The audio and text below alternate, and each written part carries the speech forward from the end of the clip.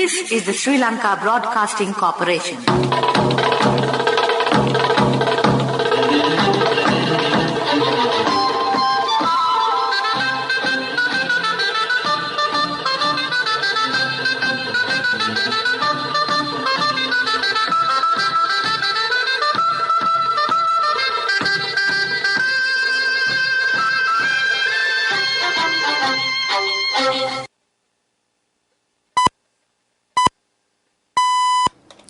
The time is 1:15.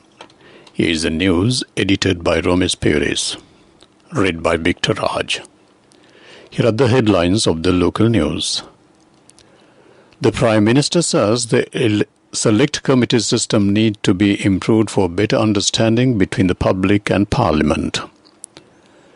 The 22nd Constitutional Amendment presented to Parliament. The PUCSL approves increase in electricity tariffs by 75%. The Sapugaskanda refinery to resume operations on 15th August. The Minister of Education says advanceable results to be released before the end of the month. Pakistani warship headed to Colombo amidst row over Chinese research vessel. International news, Ukrainian president says Ukraine war must end with liberation of Crimea. Sports news, cricket. 2 more SLC Invitational T20 League games today. Local news in detail. Prime Minister Dinesh Gunawardena says without law and order, country cannot proceed with democratic governance. The Prime Minister stated this addressing the Parliament today. Prime Minister Gunawardena further stated that President Ranil Wickremesinghe is committed to forming an all-party government and had already initiated discussions in this regard. The Premier further stated that to improve the economy of the country, bold steps need to be taken with regard to governance, and it is the responsibility of all parties to extend their support to the President to forming an all-party government for the betterment of the country. The Premier added that steps need to be taken to improve the Select Committee system in order to bring the public understanding of the government closer. The 22nd Amendment to the Constitution will be presented to the Parliament by Minister of Justice, Prisons Affairs and Constitutional Reforms Vijay Das Rajapaksa today. The parliamentary session commenced at 10 a.m. today and will continue until 4:30 p.m. The Cabinet of Ministers granted the approval for the draft of the Constitutional Amendment on August 1st. The amendment, which had been referred to as the 21st Amendment so far, will in fact this 22nd Amendment, as another draft 21st Amendment has already been gazetted. The Public Utilities Commission of Sri Lanka has granted its approval to increase electricity tariffs by 75% on average. According to the chairperson of the Electricity Sector Regulator, the tariff rates are effective from today. According to Electricity Sector Regulator, the revenue requirement as filled by CEB is 505 billion rupees excluding LECO, that is LECO, cost requiring 82.4% increase in revenue to recover the forecast cost for 2022. When the proposed tariff revision is applied, the overall revenue increase is forecasted at 512 billion rupees, including LECO sales, meaning a 79% increase. The tariff revision has been submitted in terms of Section 32 of the Sri Lanka Electricity Act No. 20 of 2009 and tariff technology approved by the PUCSL. This news comes to you from the Sri Lanka Broadcasting Corporation. People's Bank Online Corporate Banking. Imagine business anywhere. Continuing with more local news, the Sapugaskanda oil refinery is scheduled to resume operations on the 15th of August. Minister of Power and Energy Kanchana Vijayasekar said they are expecting a crude oil shipment to arrive in the island on Saturday. Speaking in Parliament today, Minister Vijay Sekara noted that once the shipment arrives, they will resume operations at the refinery. The minister noted that it takes about 2 to 3 days to produce kerosene oil.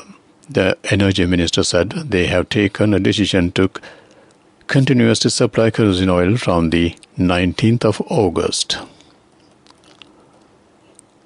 Education Minister Sushil Prem Jayant announced that the results of the 2021 Advanced Level Examination will be released before the end of this month.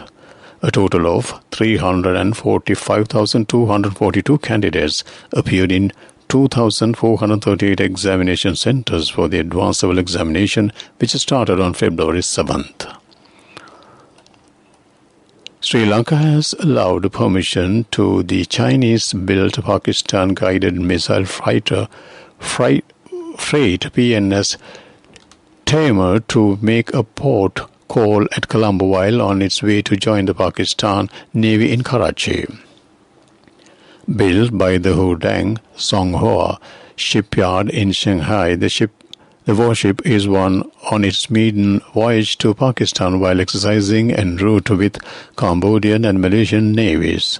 The ship is expected to be at Colombo port from August 12th to 15th, 2022.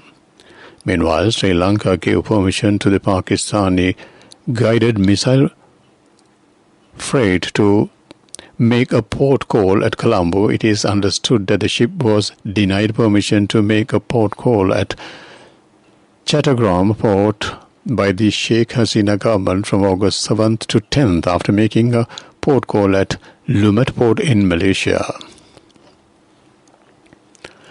Veteran artist and senior lecturer Dr. W.A. Aryasena passed away at the age of 92 yesterday. Born in 1930, Dr. Aryasena is the architect who designed the Ceylon government crest, the symbol of authority which is also known as the maize, Sri Lanka's scout emblem and the insignia of the Sri Lanka Army and Navy. He was awarded the Governor-General Prize for the Best Painting twice in 1954 and 1956. In 2006, he was awarded a Lifetime Achievement Award for his continued contribution in both education and expression via paint. Meanwhile, veteran broadcaster Harold Fernando passed away on Tuesday. He was 86 years at the time of his untimely demise. A long-serving stalwart of the SLBC, he is a product of the Maisonette College, Kandana. Harold rendered his devoted service to English service as announcing results for the Lotteries Board on Radio Sri Lanka. He leaves his wife Regina and 4 children. Funeral details will be announced later.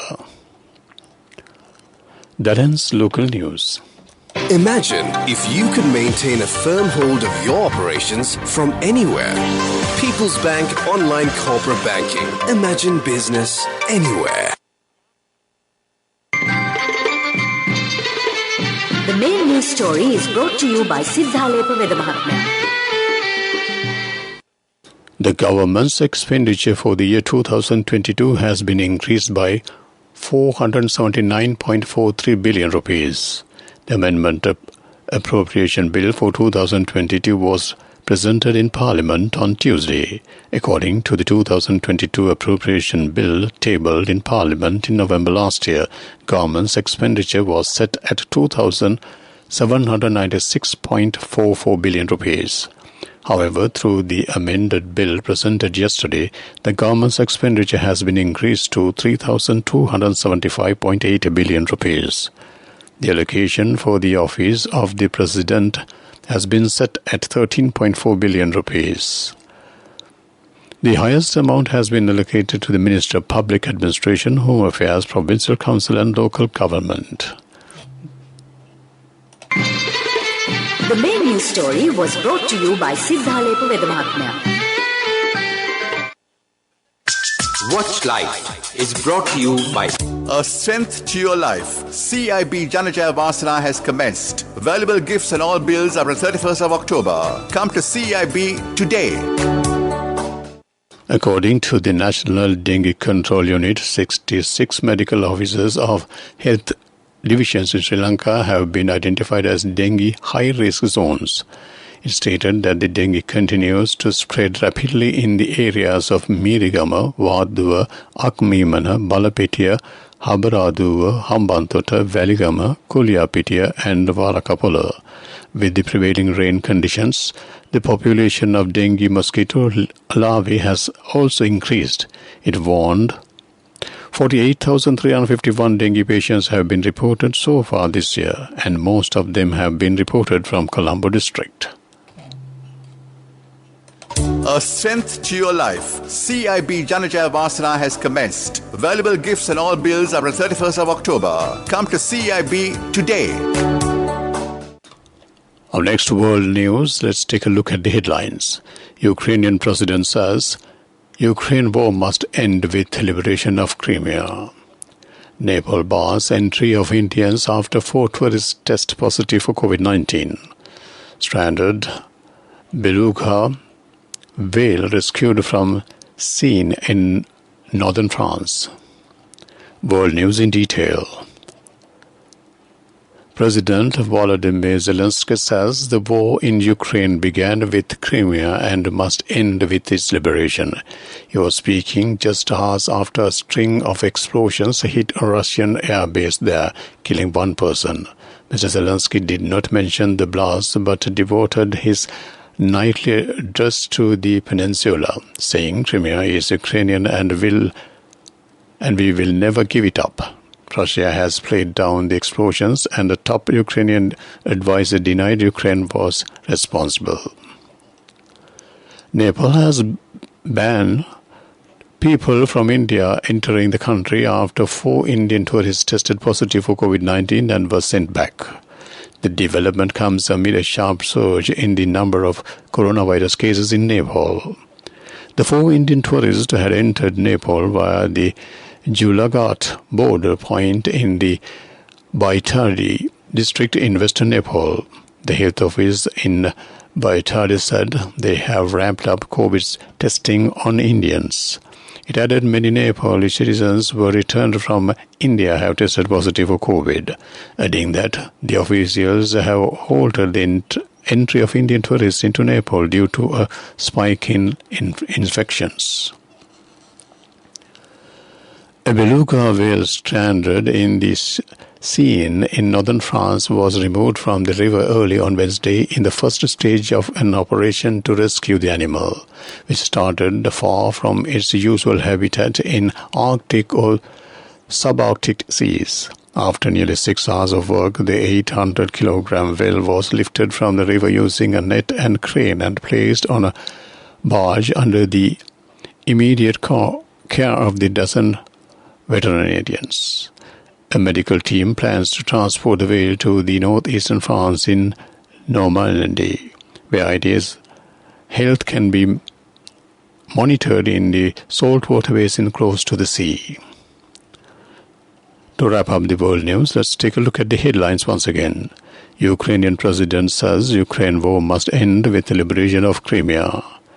Nepal bars entry of Indians after 4 tourists test positive for COVID-19. Stranded beluga whale rescued from Seine in northern France. That ends world news. Moving on to development news. Opportunities have been opened for Sri Lankan youth for employment in Japan for the next 5 years under a special skill employment program. Co-cabinet spokesman Mass Media Minister Dr. Bandulu Gunawardena said Japan has signed agreements with 7 countries, including Sri Lanka, to provide 345,000 jobs for youths in these countries. He made this observation at the weekly cabinet media conference held at the Government Information Department. In terms of the Memorandum of Understanding signed between the Government of Sri Lanka and the Government of Japan, Sri Lankans are eligible to apply for employments as technical and service trainees and employments in 14 sectors under the program with special skills. That ends development news. Sports news is brought to you by Sampath Bank. We present your future. Cricket news. 2 more games of Sri Lanka Cricket Invitational T20 League Tournament will be worked off in Colombo today. The games will be played at the R. Premdasa International Cricket Stadium. In the opening game of the day, SLC Greens, captained by Dasun Shanaka, will take on SLC Reds at 3 p.m. Reds, captained by Kushal Mendis, defeated Grey by 6 wickets in their first match. Meanwhile, in the second game of the day, SLC Grey-led Asan Priyanjan will take on the Charit Asalanka-led SLC Blues at 7:30 p.m. Blues defeated the Greens by 32 runs on the opening day of the tournament and are on top of the points table. In other cricket news, the Lankan Premier League has been officially rescheduled to take place in December 2022. The third session of the LPL was initially slated to be held this month, but the economic crisis engulfing the country had forced a postponement last month.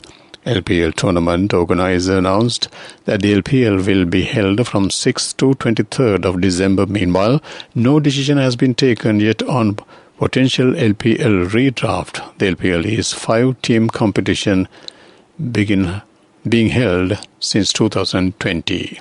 That ends sports news.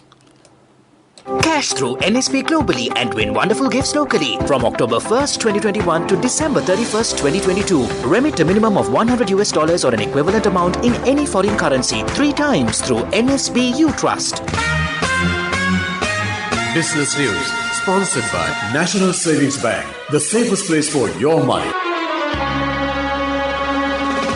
Sri Lanka Telecom Group, the national ICT solutions provider, posted stable growth for the first half of the 2022, with revenues increasing by 6% to 52.9 billion rupees and a 19.8% increase in profit before tax at 7.2 billion rupees against the same period last year, showcasing resilience in its business model amidst complex socio-economic challenges facing the country.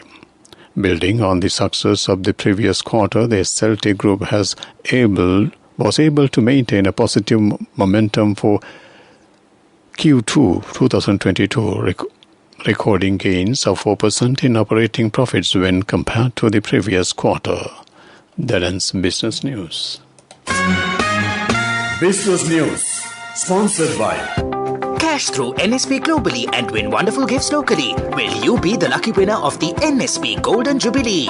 50 gold sovereigns for the top prize winner of the NSP Golden Jubilee. Scooters for the 10 second prize winners. iPhones for the 10 third prize winners. Mountain bikes for the 29 fourth prize winners. From October 1st, 2021 to December 31st, 2022. Remit a minimum of $100 or an equivalent amount in any foreign currency 3 times through NSB U Trust. Economic news, courtesy of I bought my daughter a laptop for her work by managing my finances. Whatever the expenses may be, I can't afford to miss out on life's special moments like her birthday or our anniversary. So you need to invest to make your family's future flourish. Saving money isn't easy when you have responsibilities. That's why we promise to give you the best returns and guarantee on your investment. LOLC Finance Fixed Deposits. Maximize your savings. LOLC Finance PLC, incorporated on the 13th of December 2001, is rated SLA stable by ICRA Lanka Limited and is licensed by the Monetary Board of the Central Bank of Sri Lanka under the Finance Business Act No. 42 of 2011. The ASPI closed in green as a result of price gains in counters such as Aitken Spence, shower and lubricants, and Lanka OIC, IOC, with the turnover crossing 5.3 billion rupees. A similar trend was observed in the S&P SL20. The old share price index of the Colombo Stock Exchange reached the 8,500 points mark at the end of trading on Tuesday. Today's turnover was recorded at 5.34 billion rupees, while the share volume was over 151 million. That ends economic news. Saving money isn't easy when you have responsibility. That's why we promise to give you the best returns and guarantee on your investment. LOLC Finance Fixed Deposits. Maximize your savings. LOLC Finance PLC, incorporated on the 13th of December 2001, is rated SLA stable by ICRA Lanka Limited and is licensed by the Monetary Board of the Central Bank of Sri Lanka under the Finance Business Act number 42 of 2011. Finally, moving on to the weather report, the Department of Meteorology forecasts a few showers to occur in the western and Sabaragamuwa provinces and in Gol and Matara, Kandy and Nuwara districts.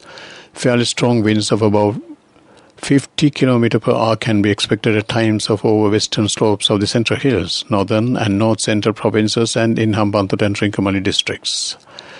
Sea areas are concerned, showers may occur at a few places in the sea areas off the coast extending from Colombo to Gol. That ends weather report. To wrap up the afternoon news on Radio Sri Lanka, let's take a look at the headlines once again. The Prime Minister says the Select Committee system needs to be improved for a better understanding between the public and Parliament. The 22nd Constitutional Amendment presented to Parliament. The PUCSL approves increase in electricity tariffs by 75%. The Sapugastanda refinery to resume operations on the 15th of August. The Minister of Education says advanced results to be released before the end of this month. Pakistani warship headed to Colombo amidst row over Chinese research vessel. International news, Ukrainian president says Ukraine war must end with the liberation of Crimea. Sports news, cricket, 2 more SLC Invitational T20 League games today.